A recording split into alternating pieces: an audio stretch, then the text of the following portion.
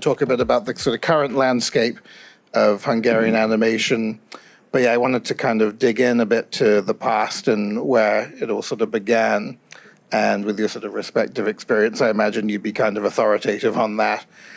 So yeah, what would you say were some other kind of key figures in terms of like the Hungarian animation scene, the people who kind of broke ground? I think Jez already mentioned Halász, John Halász, or as we call him, Halász János, because he was one of the founding fathers for also Hungarian animation with other two guys in the 1930s, and they started to make promotional animations with Gyula Macskási and Felix Keševics. They were graphic artists, and also just the films that we saw, I think it's not far-fetched to say that Hungarian animation is mainly graphic animation cartoons. We are not that good in stop motion, but we have brilliant graphic artists, and also in animation, it's mainly about 2D and cartoons and drone animation. So these guys also in the 1930s and 40s, they made drone animation, but also stop motion films, because there was the Second World War, and it was very hard to get celluloid sheets and paintings and whatever. So they started to make also stop motion animations, advertising animations with everyday objects. And then in the 1950s, when Hungarian film industry was nationalized, then there was only one guy who remained from this trio. It was Gyula Macskási, and he became the founding father of like this professional industrial animation filmmaking.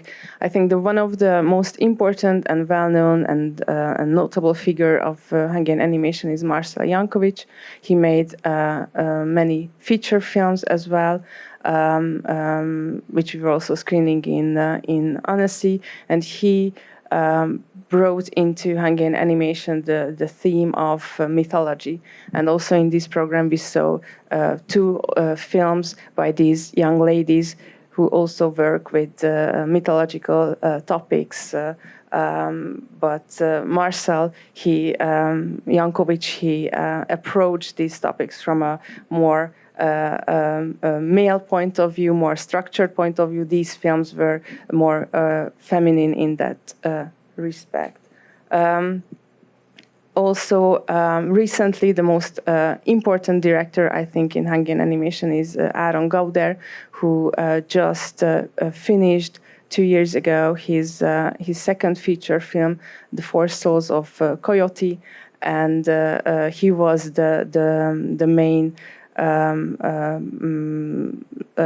guy this year at Annecy Festival, who was a mentor for students, because in Annecy, I think one of the main importance of that festival is that the nurturing of new talents, and he was guiding students through how to develop a feature-length animation, which he already made his second one.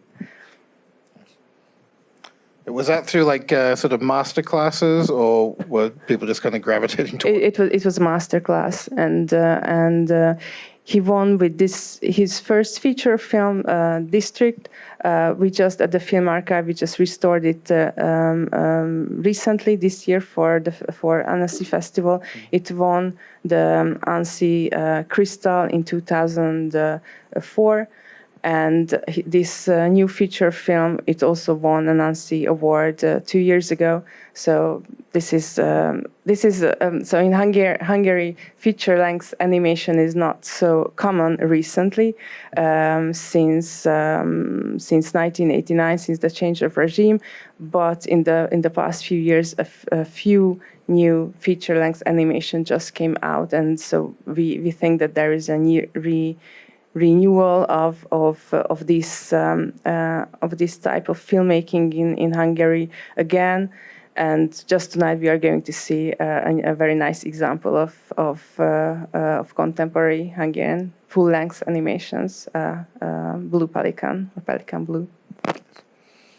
So with Hungary being the guest nation at Annecy this year then, and you were very much kind of involved with that, is that a sort of collaboration thing where you sort of propose an idea of what you have in mind, what you're going to present, and they kind of weigh in, or do they kind of give you free rein? They give me free hand in selecting the film. So the only idea that the festival programming director or artistic director had was to have a special focus on women in animation and female directors. And of course, we agreed on that, the main director that is best known internationally is Marcel Jankovic, so we have to have one of his feature films included, but their special point was, or special request was to make a selection of especially contemporary female voices in Hungarian animation, because today we have, in the past there were only a few female directors who could make their own way through directing in animation. Yeah. And Lydia, I'd be quite interested to hear from you on your sort of experience studying over there and how you found the culture and the process and everything kind of informed your own kind of working process.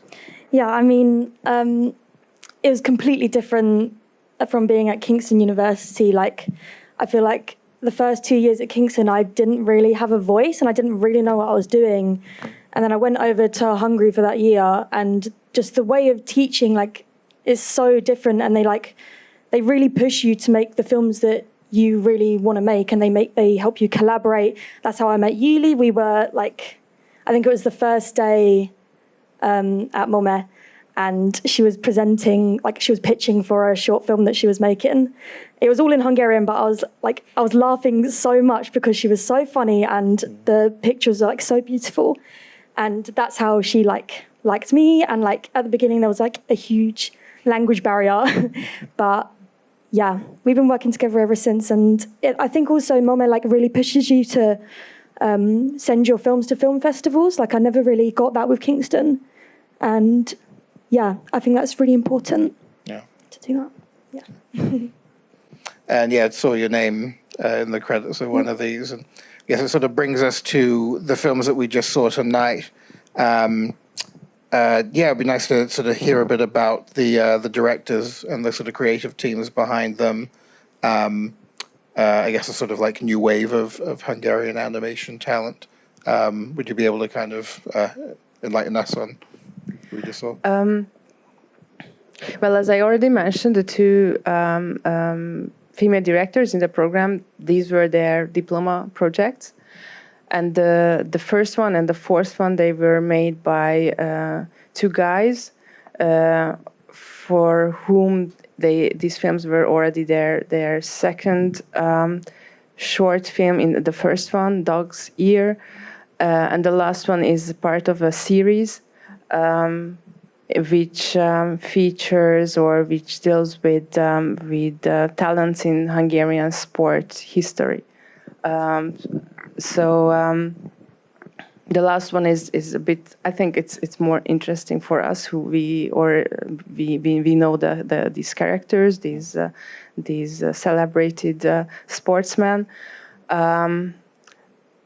But still, it's very interesting. I think also in relation with the feature film we are going to watch tonight, that this film deal with historical subjects, especially the sport legends. And the first film that it goes back to the 90s. Also, the Pelican Blue will go back to the 90s. So I find it a very nice a frame structure of this evening that we are on a time travel here.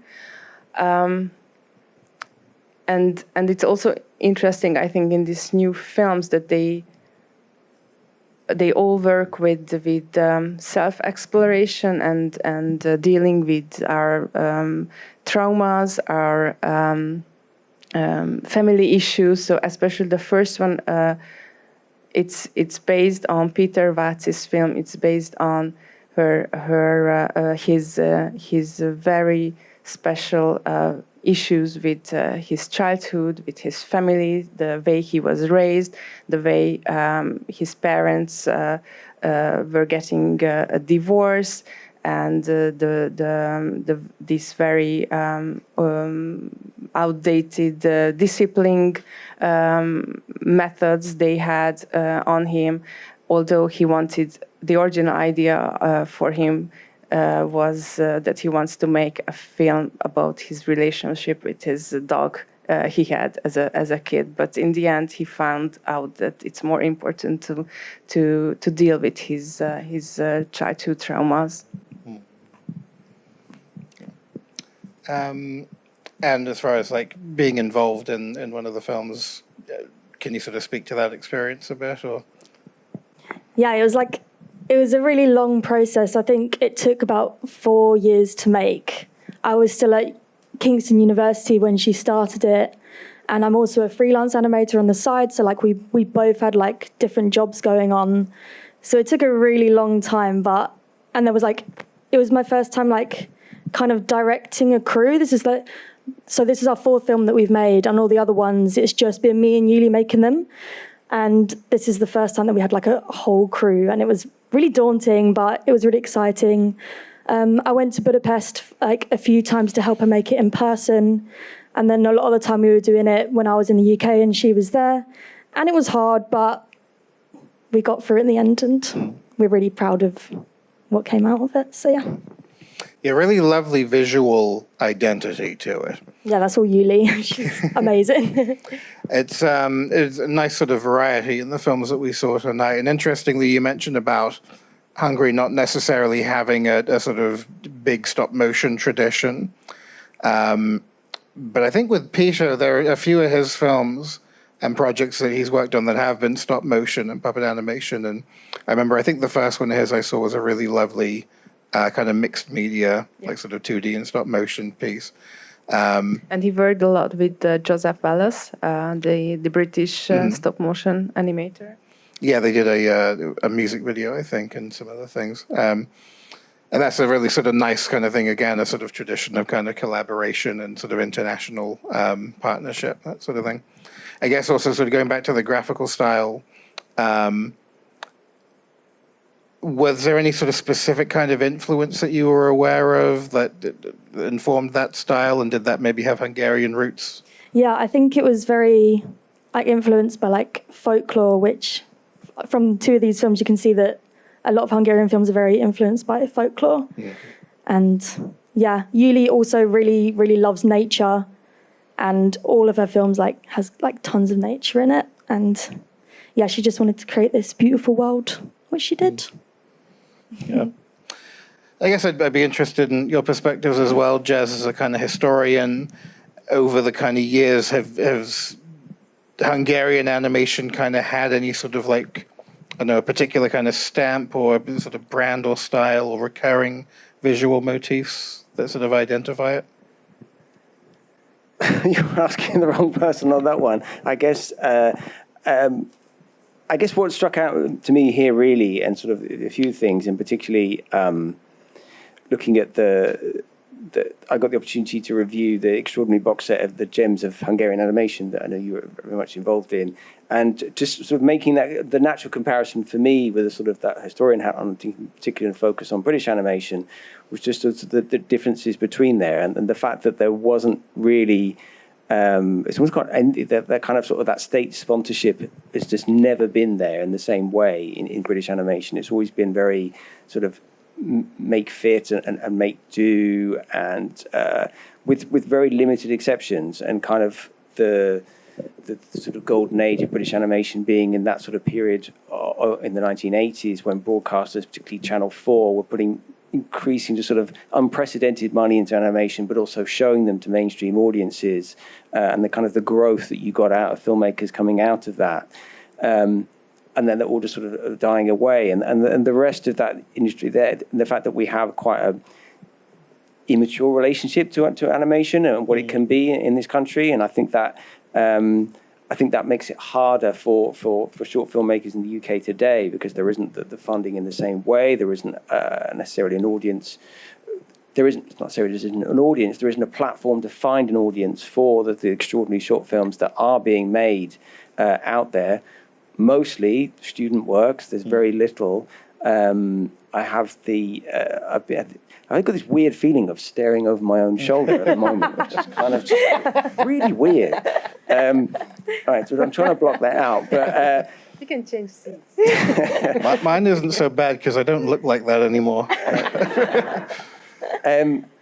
I've been quite fortunate to be involved in the last sort of 5-6 years in terms of the British Film Institute sort of setting up a specific scheme for short film animation funding, which is a very small gesture. It's happened 3 times. It's funded sort of 6 to 10 films each time. We're in the 3rd phase at the moment. And it's a very slow, gradual process. And so there's great works being out there, but there's so many. It's no coincidence that the films that have won the awards and sort of the British Film Awards have often been student works, because it's the only place that you can go to get a film made. And once you've done that, the next step is a sort of precipitous drop for many.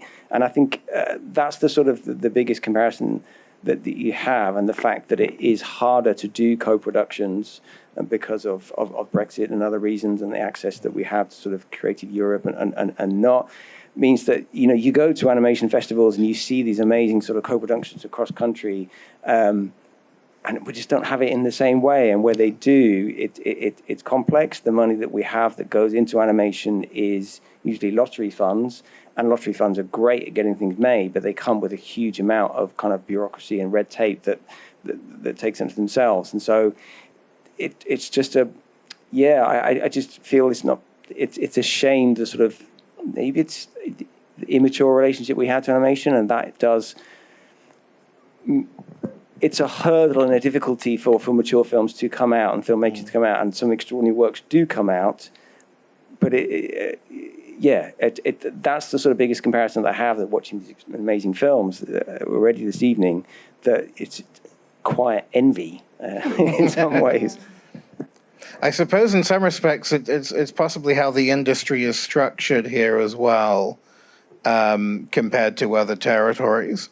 And I think within the UK, an inconvenient truth is a big part of the animation industry is children's series production. Economically speaking, that's sort of the one of the driving forces. And then, you know, we've got commercial animation and idents and things like that. In Hungary, is that a comparable industry? Is there sort of much by way of commercial and series production?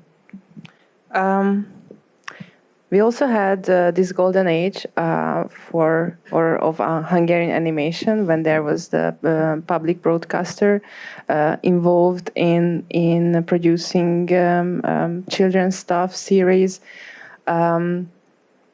But it stopped in 1989, just when Channel 4 was acting the same way here. And of course, then back then the state funding was a lot more stronger, but it gave us a very strong tradition of artistic animation. We are still longing for, and since then, since the shift from communism to these new political systems we are having, the film financing is for artistic animation, but as well for children's series. Just this last piece in this program was made for a younger audience. But it's of course it's a lot harder to compete with today with mainstream children's shows, also for Hungarian directors. And also the first film you just mentioned, Peter Watts, had a very nice award-winning film back in 2012. That was this diploma film, Rabbit and Deer, in which he used stop motion and 2D animation. and we had to wait 13 years to come up with his new short film. So it was a very long way. So it's not that easy also for Central European animation. But it's true that today it's very important that there are co-productions. And in Annecy, we were the guest country, partly because both in 2022 and in 23, a Hungarian-French co-production won the Annecy Crystal for short films. So there is this thing that co-production, even for artistic short films, it's happening, and there are platforms to watch them online on online streaming platforms. So there is an audience for these short films as well. Yeah. Overall, how was the response to the Annecy program?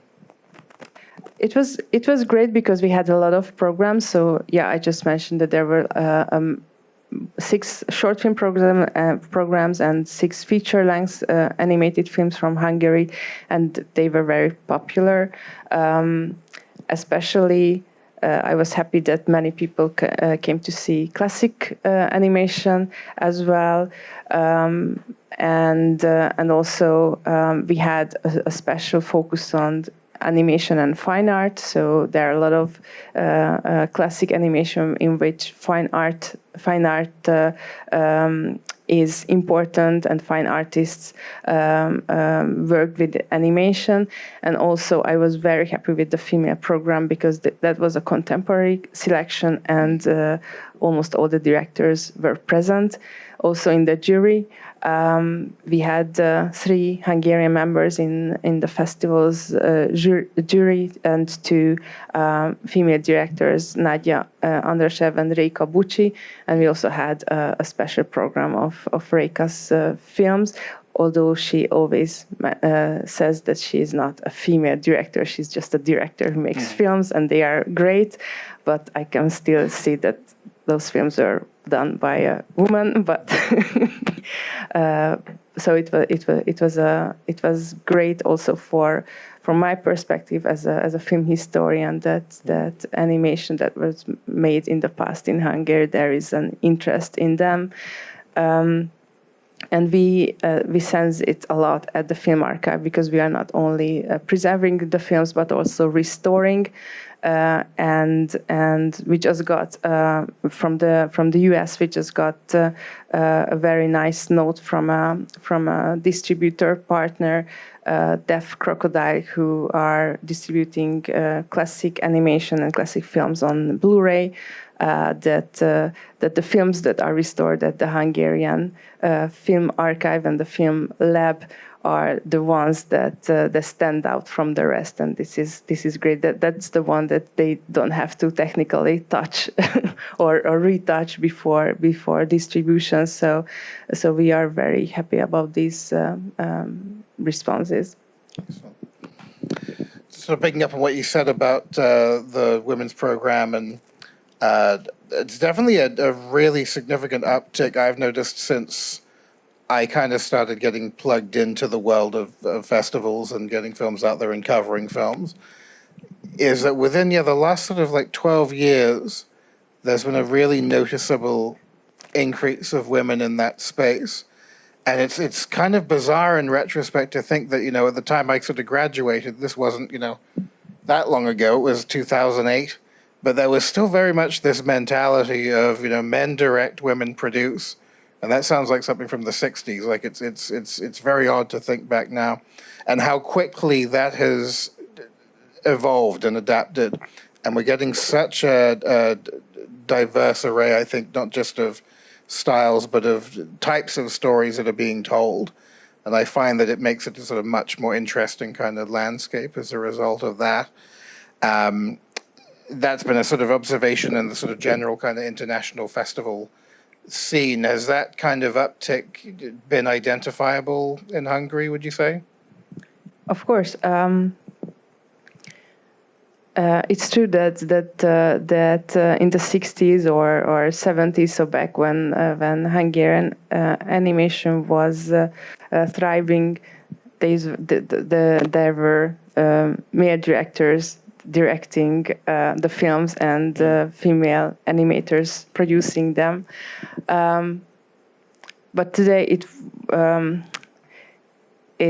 will be a lot harder to make, because I think for 5 or 7 years already, I'm just when I enter the classroom at MoMA, I just meet girls. So there are no guys in the classroom, or just like out of 14, there are only 2 guys every year. So it's a different story now that has started, and I don't think that the balance is nice this way, but it's happening. I think the guys, they just enter the industry as fast as they can. Today it's so much easier to learn to animate. I think with online tutorials or whatever, there are studios where you can quickly learn, I don't know, the digital techniques, 3D, and then you just enter the profession. And at the university, it has a different vibe. It has a different take on teaching animation. At MoMA, we encourage students to make their explore their own words and tell their own stories, and it's very different to what the industry is about. So another thing I was kind of interested in from a sort of UK perspective, if there had been any sort of elements of Hungarian animation that you sort of like acknowledged as being particularly influential, either sort of as, you know, a historian or as a filmmaker yourself, perhaps if it's something that's had a direct influence on you. Yeah, I mean, I don't know a lot about Hungarian animation like history. I know a lot of the films that come from MoMA, and I'm definitely like really inspired by the way that they look. I feel like a lot of the films have this kind of like trashy, like old school feel to them, which I really love, and I bring into my like own films as well. I think there's a lot of like hand drawn elements. Do you know The Garden of Heart by Oliver Hegyi? Mm-hmm. Oh, his films are so good. I think that's very common in Hungarian films as well, and I've definitely brought that into like my own films too. There's like I'm so influenced by these films that come out of the university. Yeah. I guess there's that thing of looking back, you kind of have the British animation industry sort of flowering around the time of commercial television coming in the 1950s. And then you start to get the film festivals, you start to get the first Annecy, you start to get ASIFA growing, and then just suddenly this flowering of different styles and ideas and invention that came together by all these different animators coming together, meeting in Europe. So that would have been Hungary, but it also would have been Czechoslovakia and America and everything else. And suddenly and Russia and everywhere, and just sort of breaking down these borders and ideas. And suddenly, like, right, it's on, competition. We're going to go in, and then the sort of big guns turning up at these festivals with a brand new film that might have been funded through making a load of commercials for cat food. We're going to come up and we're going to put it out there and make this statement. And it just being that sort of that world of there wasn't the funding out there. You might get your short film, if you were lucky, put out in front of a feature film. Didn't happen a lot in this country. There's sort of rare examples, like Bob Godfrey's Kama Sutra Rides Again went out before Clockwork Orange, and these occasional weird pairings of films that they would suddenly get seen on another level. But I think I think there would have been that influence of these Hungarian films being shown and seen in festivals by other animators. But suddenly it was just like, yeah, it's on. We're going to go back to Annecy next year, the year after, with a new film. Slam down our statement and say, right, this is up.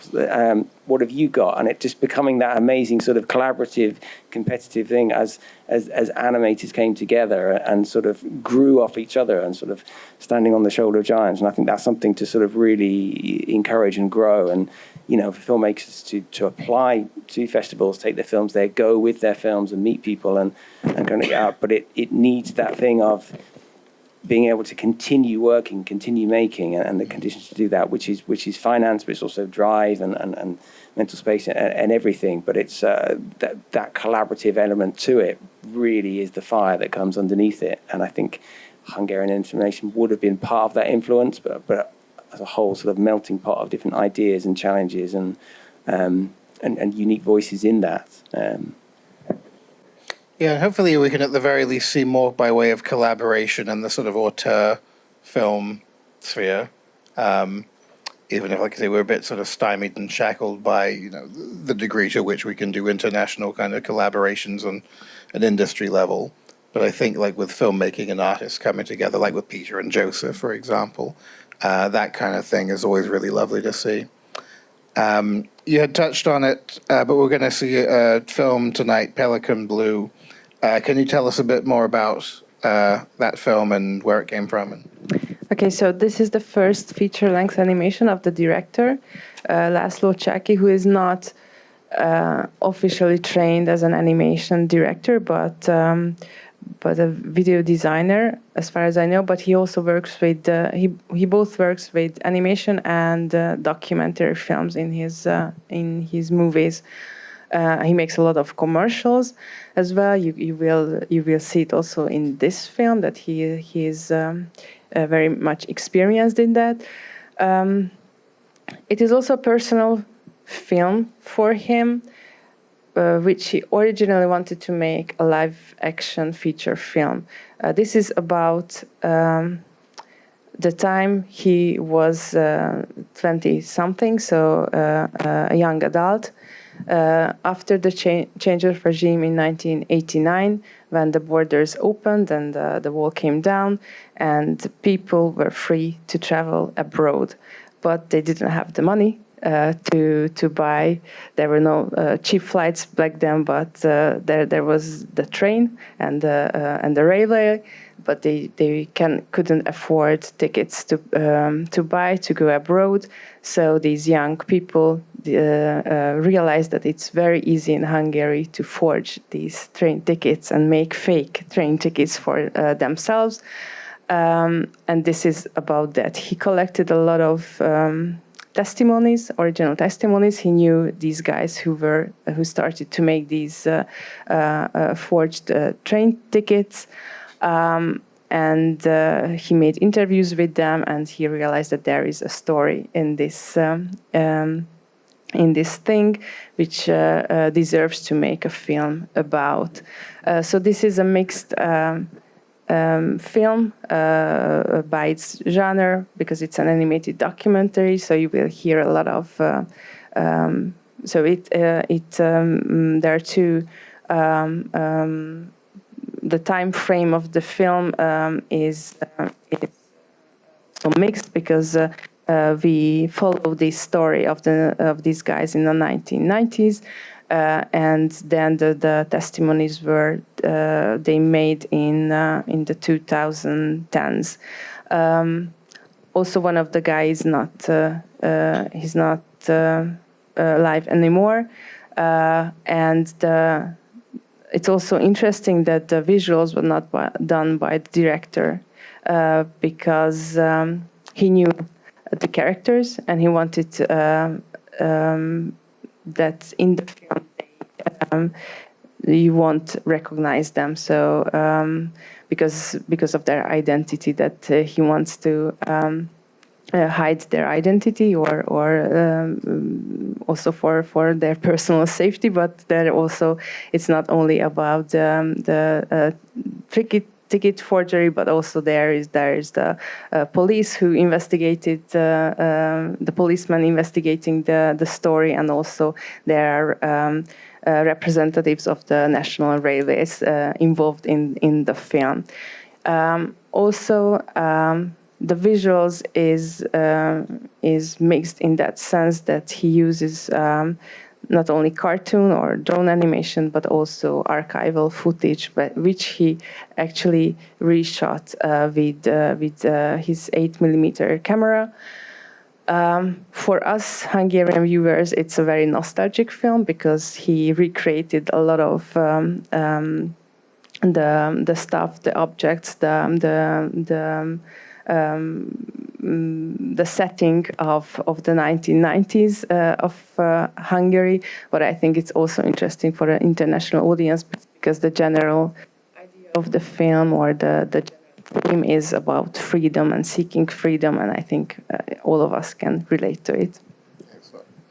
Well, yeah, it's a fantastic opportunity to be able to see it tonight. So yes, thanks again for arranging this.